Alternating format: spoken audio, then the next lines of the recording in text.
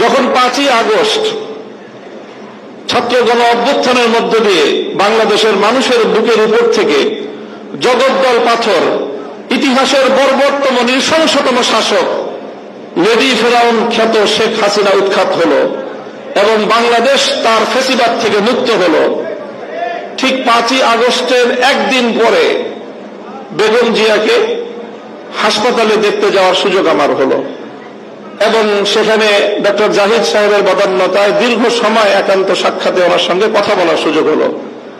চিন্তা করেন যে মহিলা অশীতিপর বয়সে জীবন মৃত্যুর সন্ধিক্ষণে দাঁড়িয়ে যার দ্বারা এমনভাবে নিগৃহীত হয়েছেন, অপমানিত হয়েছেন, নিজের প্রিয় বাস্তুভিটতাকে ছাড়তে হয়েছে এবং জীবন মৃত্যুর মাঝামাঝি দাঁড়িয়ে বছরের পর বছর কারাগারে তাকে নিক্ষিপ্ত থেকে মৃত্যুর প্রহর গুনতে হয়েছে, যার উপর অত্যাচার এবং নির্যাতনের কোনো সীমা ছিল না, সেই বেগম জিয়া যখন জানতে পারে তার সামনে তো ঘটছিল বাংলাদেশের এই পরিবর্তন, পট পরিবর্তন, শেখ হাসিনার এই পতন, স্বাভাবিকভাবেই তখন তো তার সঙ্গে কথা বললে প্রতিক্রিয়ার মধ্যে শেখ হাসিনার কিছু পর্যালোচনা, শেখ হাসিনার শাসনামলের কিছু জুলুম নির্যাতনের কিছু বিবরণ, তার ক্ষোভ, তার দুঃখ, মর্মবেদনার কিছু গল্প উঠে আসার কথা।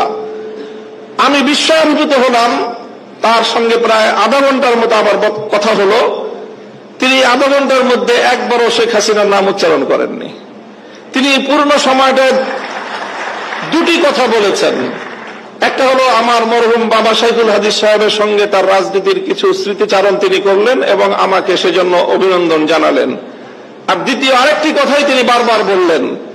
তিনি বললেন যে আপনাদের কথা মানুষ শুনে, আপনারা মানুষকে গিয়ে বলেন, দেশের জনগণকে গিয়ে বলেন, কেউ যেন দেশের সম্পদ নষ্ট না করে।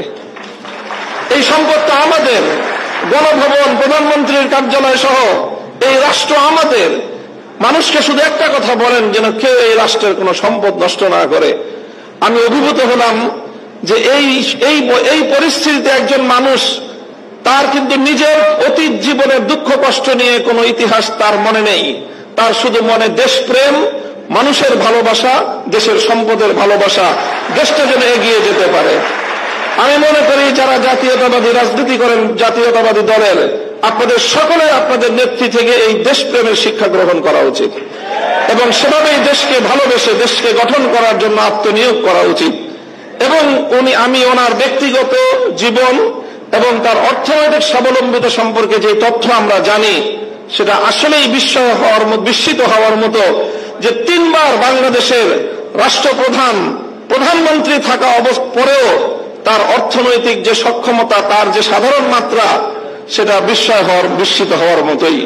কাজে সেই চেতনা থেকে, সেই প্রেরণার দ্বারা আপনারা রাজনীতি করবেন, এটা জাতীয়তাবাদী ছাত্র দলের সকল নেতাকর্মীর প্রতি আমার উদাত্ত আহ্বান থাকবে।